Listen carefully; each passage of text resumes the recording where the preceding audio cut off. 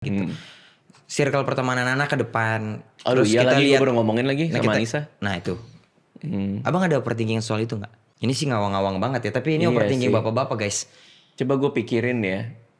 Apa yang bisa abang batasin? Maksud gini, apa yang bisa abang kasih ke Alea untuk biar tetap ada di jalan rules yang ini deh? Gue balik ke fondasinya dulu. Jadi ada satu buku yang gue baca, ini pegangan gue sampai sekarang, judulnya Thrivers. Kenapa ada anak yang ulet dan gigit, yang bisa gigit tuh, yang punya grit gitu, punya kegigihan, dan ada anak yang enggak. Nah di buku itu tuh dijabarin beberapa fondasi anak yang ternyata punya pemikiran mental seorang pejuang. Oke. Nah yang pertama adalah Fight mental. Itu bahasa Inggrisnya enggak ya? Oke deh. Oke, sorry. Dia punya empati, dia Oke. bisa merasakan apa yang orang lain rasakan dan Ya. bertindak sesuai empatinya itu.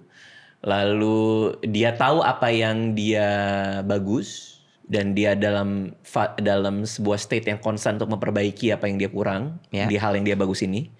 Sama dia dan itu semua didapetin dari keluarganya dia. Tuh ada beberapa variabelnya. Oke, berarti keluarga ini yang akan harus membangun itu, membangun.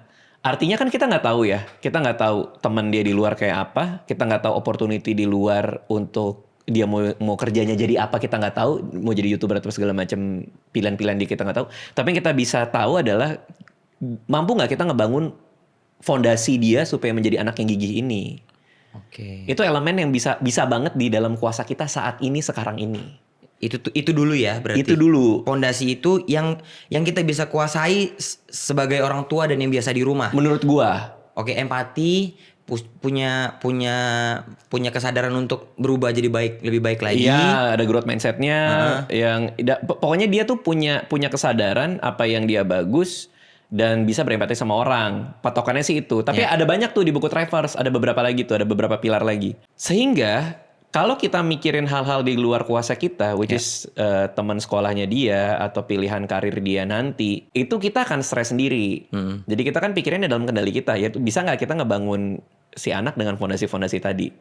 Contohnya itu dengan membiasakan diri dia untuk cerita apa adanya secara transparan dan terbuka ke kita. Ke kita apapun ya. Apapun. Sehingga kalau dia cerita, kita bisa koreksi. Kalau misalnya dia melakukan hal yang menurut kita nggak pas, atau teman dia yang ngelakuin sesuatu yang kita rasa nggak pantas juga gitu.